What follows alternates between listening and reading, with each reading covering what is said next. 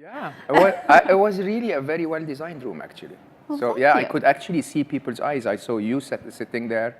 You were in the front rows. Yeah, it was really a very well-designed stage. I loved it. Well, thank you. We're live, Are so we? we're good to go. Great. Hi. Hi, everyone. Welcome to the Inbound Studio. I'm Lauren Moran, your host, and I'm here with Mo Gawdat, the former Chief Business Officer at Google X, now X, but author of Solve for Happy. Thank you so much for joining us and being here at Inbound 2018. My pleasure. Absolutely my pleasure. I want to start with like your entrepreneurial nature and the fact that you've started so many businesses in your time at Google. Have you always been an entrepreneur? What has that spirit always been inside of you?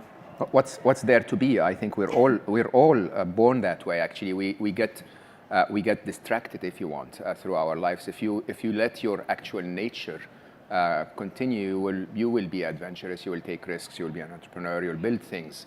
All of us as little children we built things, but then we somehow we prefer the promises of the Industrial Revolution, of security, and enough income every day, and it's or every month, and it eventually gets you out of your nature to more of a systemic insurance policy. Mm-hmm. That's probably not our nature at all. Yeah. What was your journey to Google and Google X in particular? I was the luckiest person alive. I had just promoted one of my team at Microsoft. Literally, we were sitting down to sip coffee and celebrate his promotion, and he got a call from a headhunter saying, "Hey, we're looking for someone at Google." And he said, "Well, I'm really happy with what I have now, but I know the exact right person." And literally, I mean, in general, my whole life has been a series of fortunate events. I worked hard, but I was also offered lots of generous opportunities, probably because I always chose to not work for myself, but mm-hmm. actually work for what the world, to benefit humanity, to benefit mm-hmm. being, to benefit others. And if you work that way, life really helps you. Life really tries to test you a couple of times, and if you do well and you continue to make a difference, you continue to grow. Google was an incredible experience. Mm-hmm. It is an incredible place that is, an understatement to call Google a company. Truly, in many ways, Google has changed the world, and mm-hmm. we take it for granted today, but all of the information democracy, all of the knowledge we have around us, the fact that you can find anything, anywhere, anytime is incredible, and Google is an incredible place.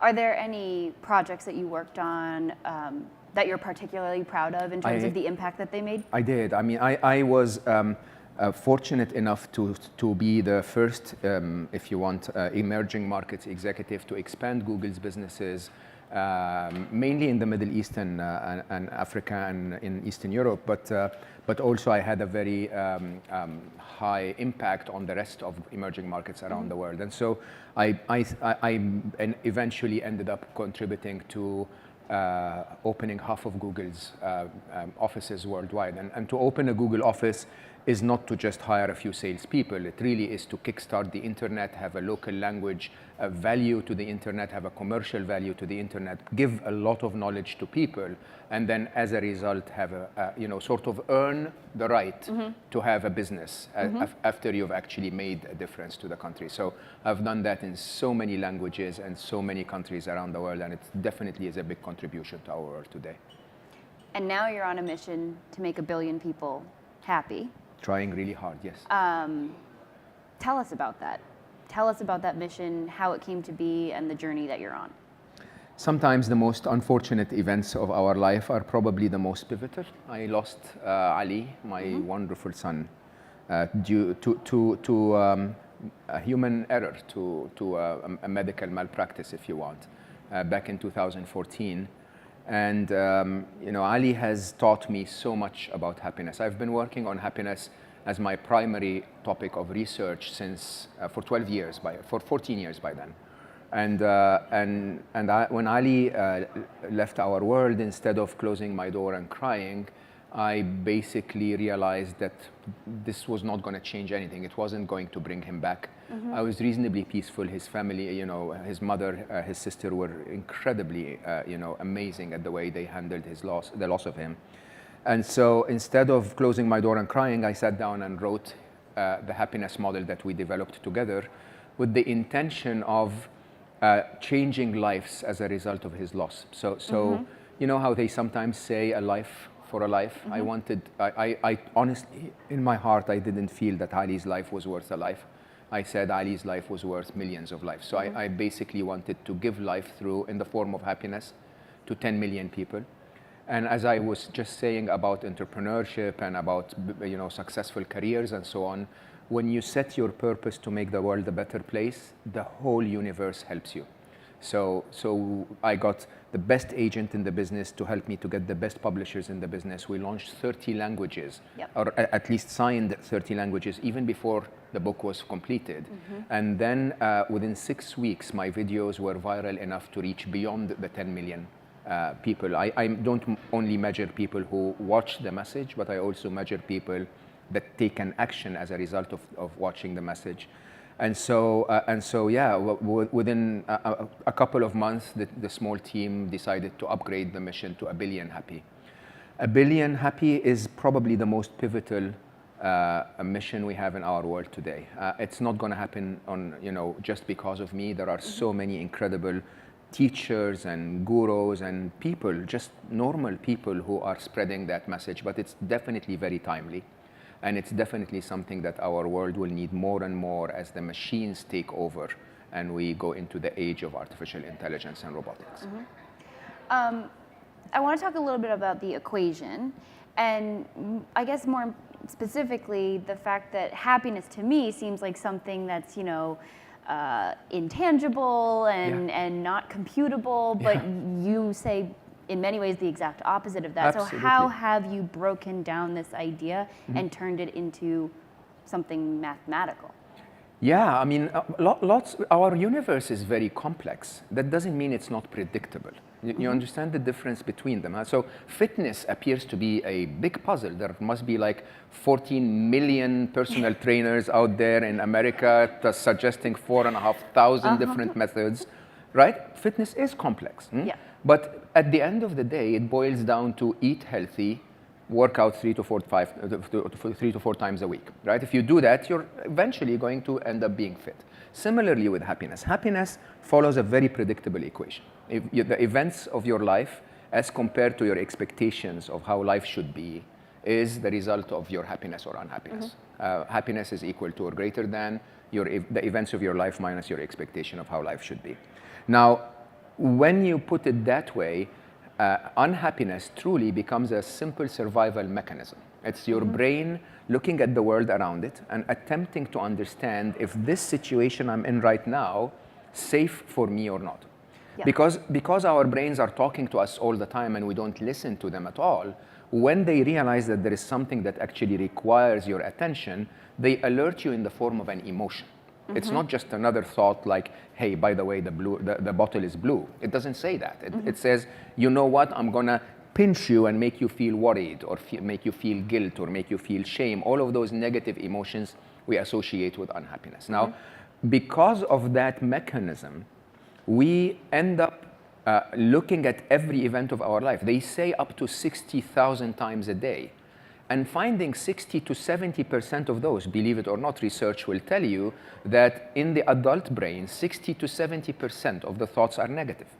And so, as a result, we're constantly solving the happiness equation. 6 or 7 times of every 10, we're finding something wrong with life.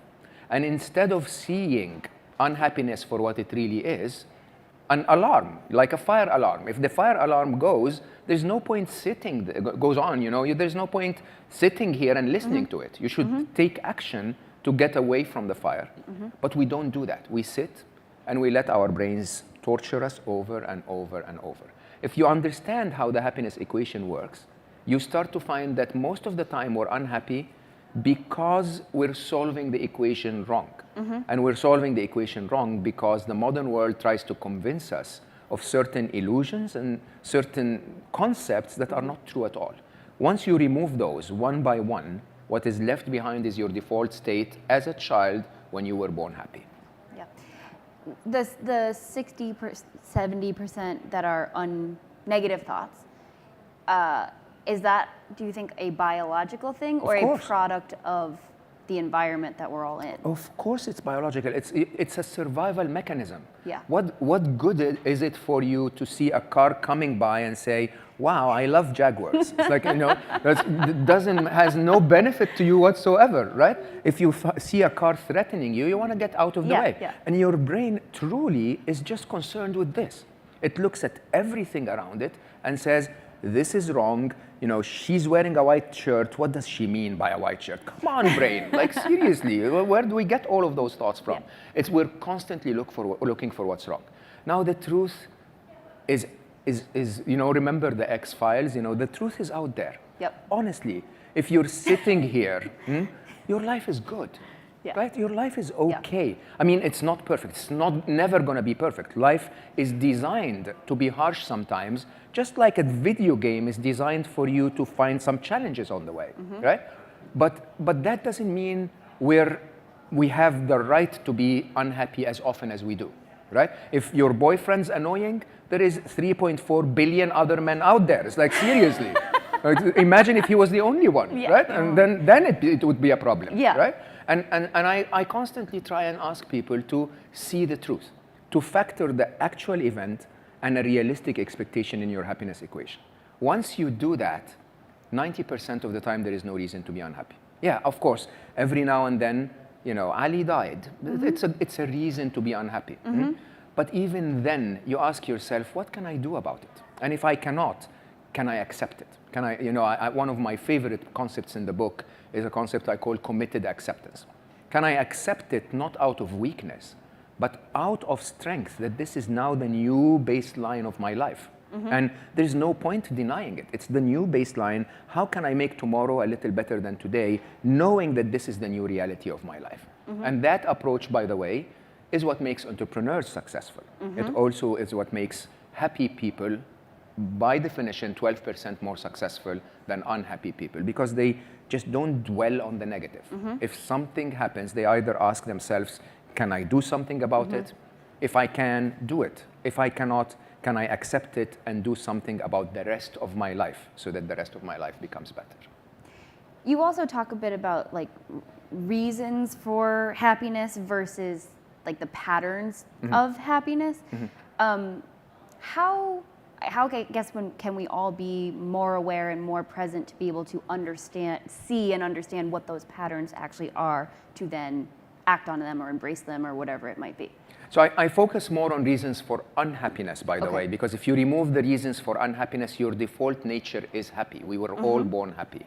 But that's so interesting, because I'm actually working on several other books. One of them is the one I'm working on more right now, and it covers that topic in detail. What we have learned from the modern world is to numb our senses and run through life as quickly as we can, as if there is a destination we're chasing, which is really, really interesting. I mean, all of life is here and now. This is it. This is all we will ever enjoy. But yet we're always running, and it depends on where in the US you live. But if you're in New York, oh my God, that's like you literally do nothing but run, right? And and if you're in other places, there is always that concept of there is more, there is further, there is bigger, there is better, there is another dress I need to buy, another car I need to wear, to be seen in, and so on and so forth. Because we never give ourselves the space to be, the space to stop and just be, and just breathe in the air and look at the people around us and just enjoy the truth of how wonderful life is, you never really get to the point where you say, whoops, I'm unhappy. You know how you wake up some days and your partner or parents or friends or whatever will say, is everything okay? And you'll go, I'm just fine. No, you're not just fine. There is something that they saw, and next time they do that, just say, why did you ask? I mean, does it look like there is anything wrong with me? Maybe I should take a few minutes, reflect and understand. When we reflect and understand, so I'd say that with a lot of love and respect, because so there are some of us that lean to be more masculine and some of us that lean to be more feminine. That, by the way, doesn't have nothing to do with being a man or a woman, okay? When you're more feminine, this is the energy of being. This is the energy of reflecting, of being aware. Those who have more feminine energy are by definition intuitive. They feel everything around them. And also, if they allow themselves the time, they'll feel what's in them, right? Doing, on the other hand, is a very masculine energy. It's all about waking up and running, right? And I really encourage everyone to ask yourself, are you really what they taught you to be?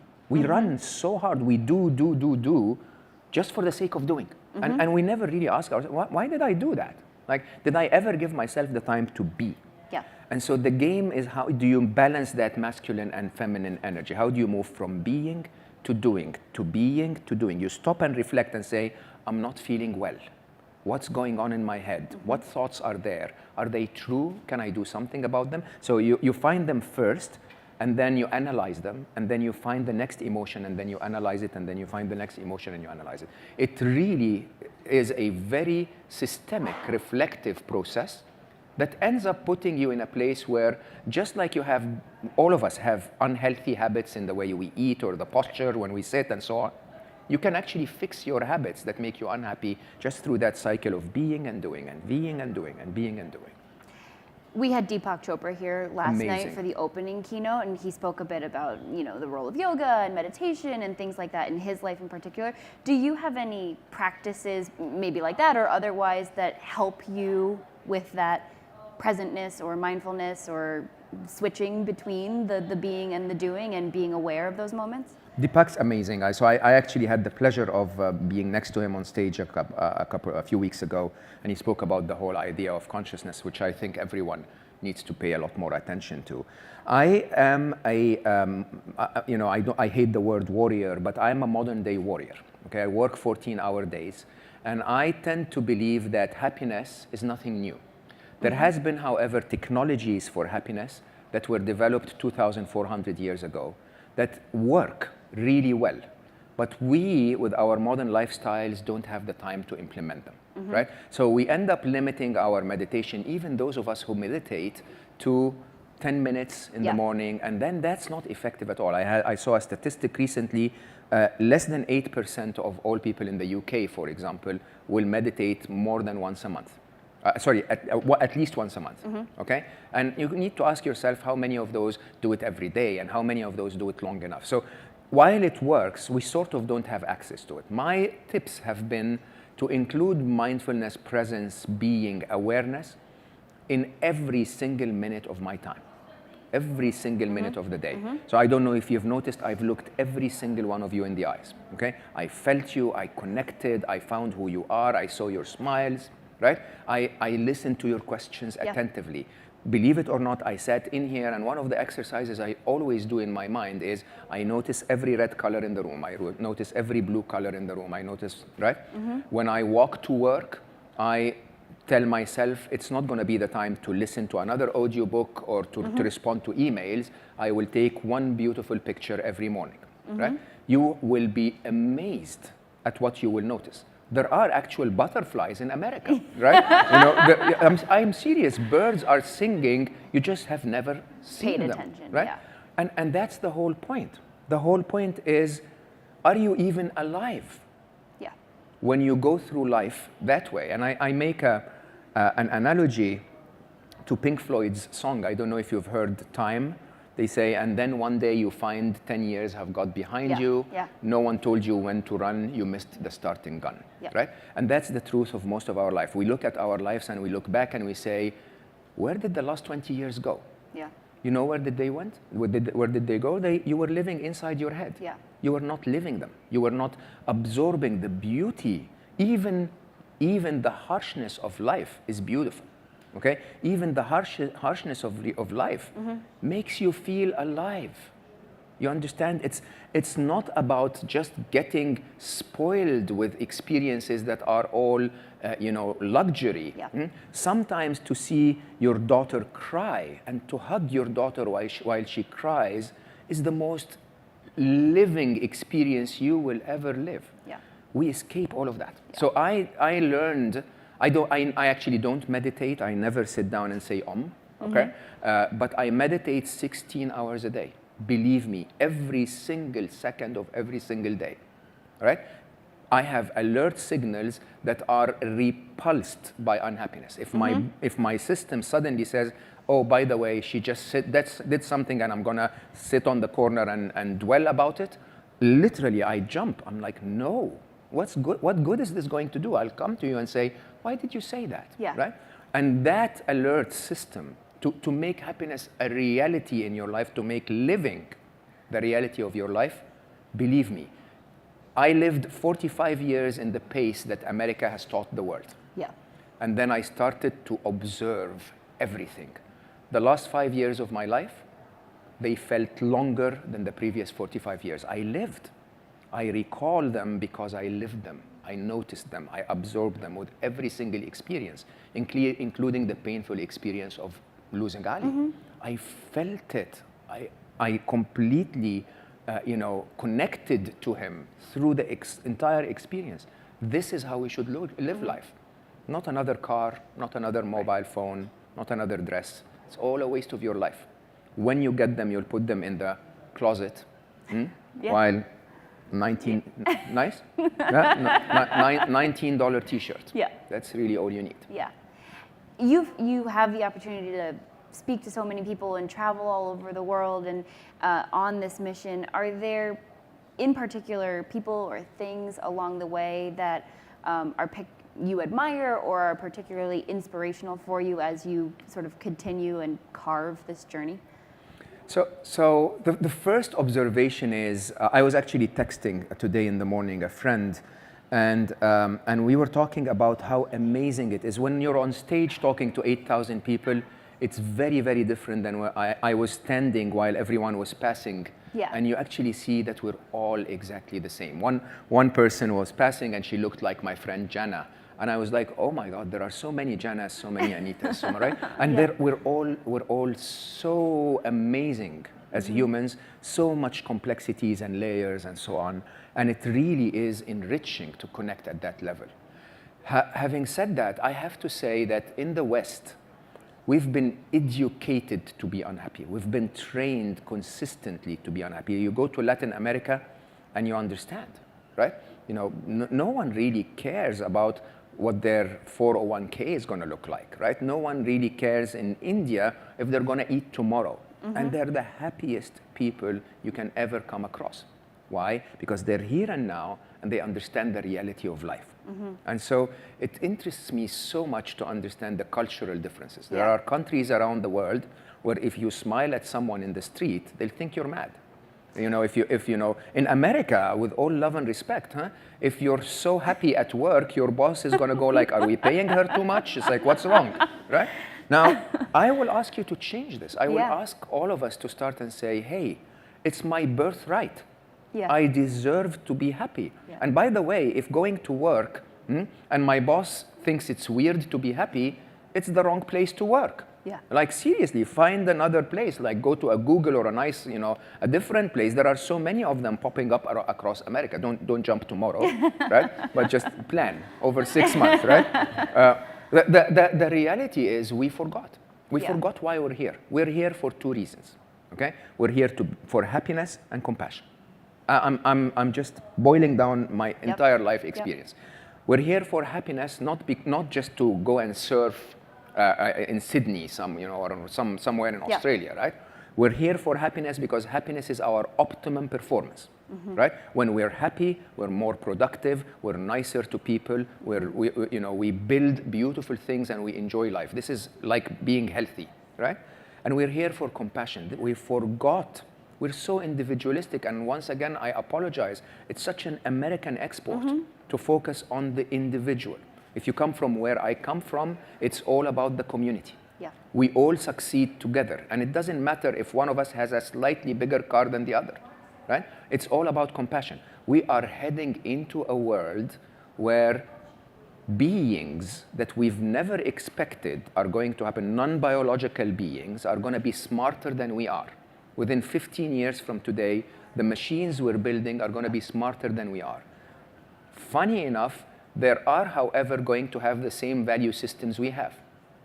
If we do not change, if we do not become clear about our values, that happiness and compassion is what matters, our artificially intelligent infants are going to grow up looking at us and saying, mommy and daddy, they like competition, they like violence, they like narcissism.